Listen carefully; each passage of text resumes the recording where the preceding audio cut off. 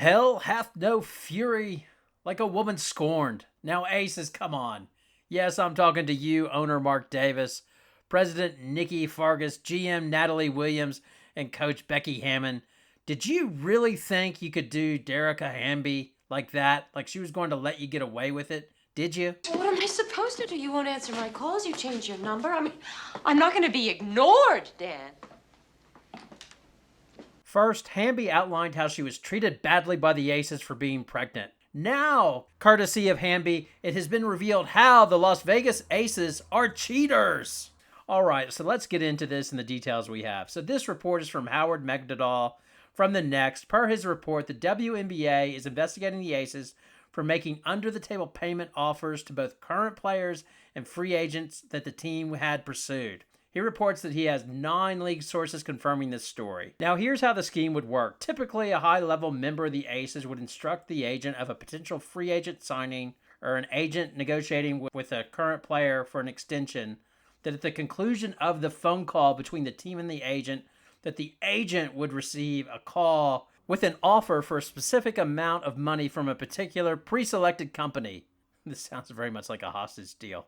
The work involved with this said company would be negligible, according to those familiar with the allegations. So basically, this is how the scheme worked, and it seems like Hamby's upset as she signed a contract extension with the Aces, but was not given the sweeteners she was promised, saying in her statement, "I was promised things to entice me to sign my contract extension that were not followed through on." Now, this opens up a whole hornet's nest of issues for the Aces, as it allows the question to be asked, did the Aces cheat to win their championship? Well, maybe. Was Chelsea Gray given incentives to come to the Aces? It appears Hamby's more than happy to confirm that she got a nice side deal with the Aces lined up, and I imagine she's more than happy to reveal any other side deals if that screws over the Aces. This is reminiscent of Mike Fry's situation with the Astros, where he was not re-signed by the Astros, and then he started outing the Astros for their sign-stealing scheme.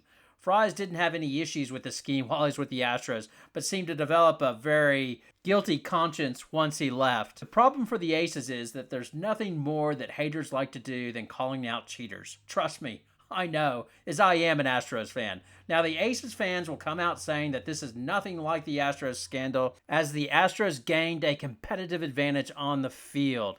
But really, come on. The Aces cheating is just as bad, as they got a massive competitive advantage as they're able to bring in better players under the table.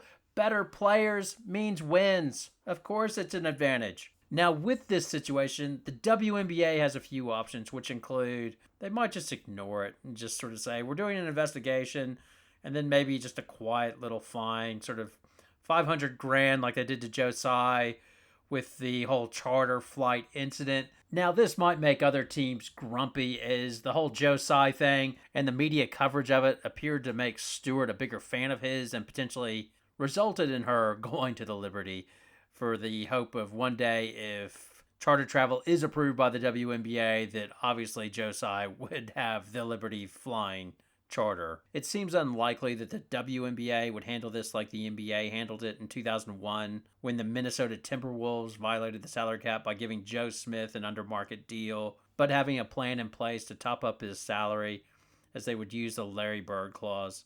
They got fined $3.5 million and lost 4 number 1 draft picks. It seems like the Aces would get a much softer version of this, and it's really hard to punish the Aces with draft picks, as they've already given up their number 1, and any draft picks they have are going to be so low down anyway, it would have minimal impact. Another potential punishment, which I think is unlikely to be used, would be voiding the contract of players if there's proof of a under-the-table sponsorship type deal. I imagine Candace Parker and the Aces will be doing everything by the book and ensuring there's no money trail to sponsors. But could the league look at Asia Wilson or Kelsey Plum, their extensions they signed last year? I think that's very unlikely.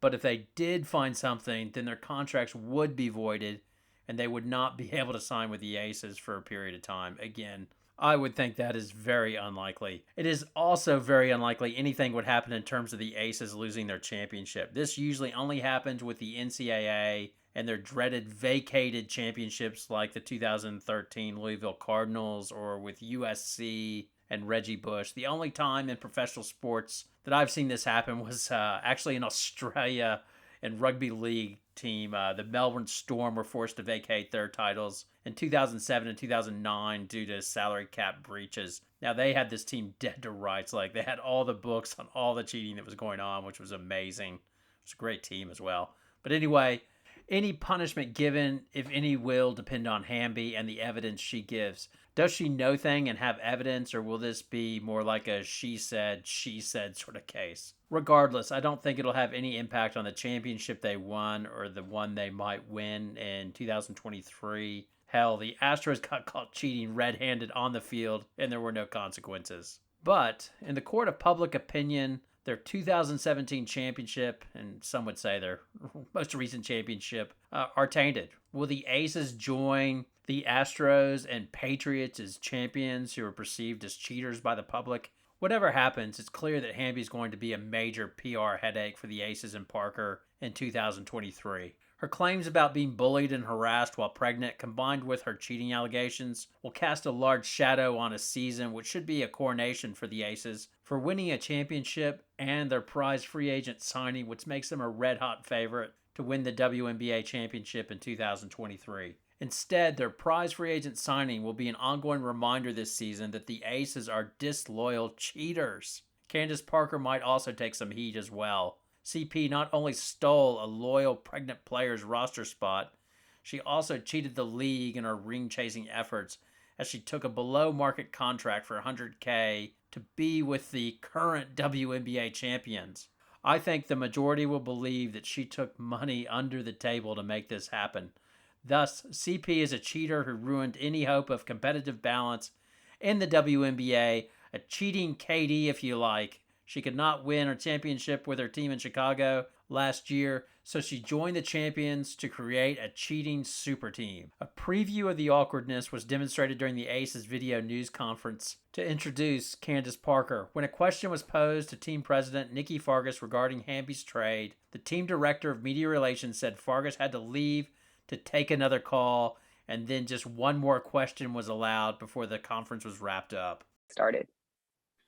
Definitely. And then real quick for Nikki, following the Hamby trade, the WNBA. All right, Andy, sorry, Nikki had a 12:30 call she had to bail on, so I apologize that she's not able to answer what your question, but if you will, hit me up and we'll see if we can't get you some time in front of her. And we do unfortunately have to close things out. Last question with Mr. Duncan. So I give to you the 2023 WNBA Aces, the most hated team in the WNBA. Unloyal cheaters with unlikable, cocky fans. Granted, those fans deserve to be cocky, as they have 4 overall #1 draft picks, and their team is the odds-on favorite to win the WNBA championship in 2023. But despite this, the Las Vegas Aces will be the NBA's most hated team in 2023. My advice to the Aces fans is revel in the hate. Nothing is better than when your team takes on the world and the haters. So enjoy it, because you'll probably wind up with a championship. As Mark Davis's dad would say, just win, baby.